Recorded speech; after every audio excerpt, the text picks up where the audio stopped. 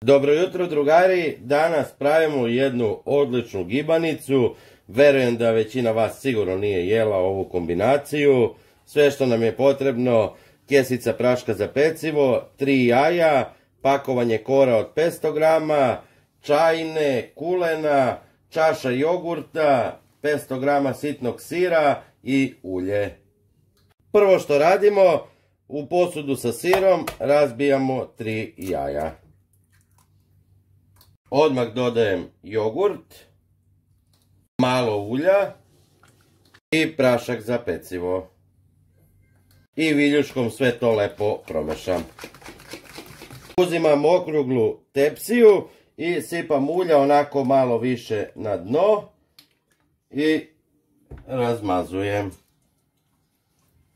Zatim uzimam 2 lista i stavljam ovako na pola sa jedne strane, znači da viri, i drugu koru ovako.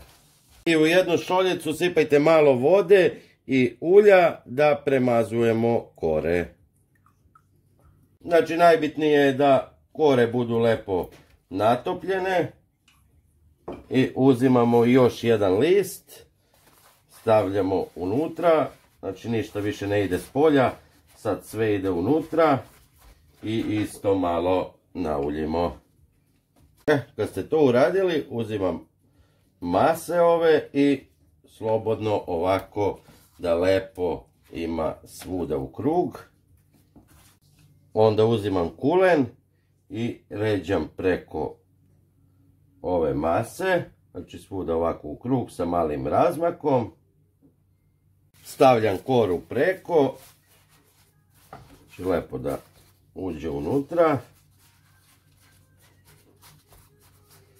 Natopim je opet ovim što smo napravili.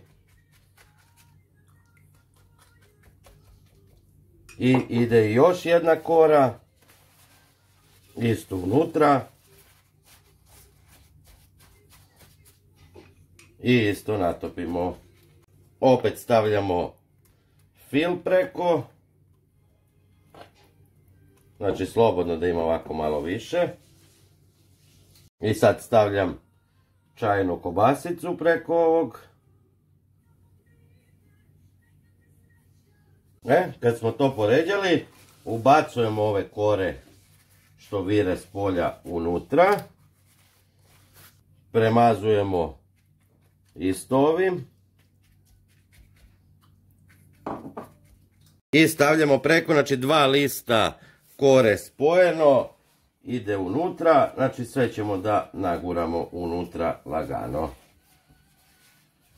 Slobodno ovako. Premazujemo onda.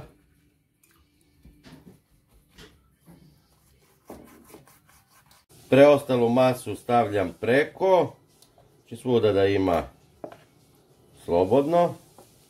I ređam kulen preko. I stavljamo u zagrejanu rernu na 220 stepeni da se peče. I evo drugari, tačno nakon pola sata pečenja na 220 stepeni, gibanica je gotova, miris je stvarno fenomenalan. Probajte, javite mi i to je to. Veliki pozdrav za vas, ćao!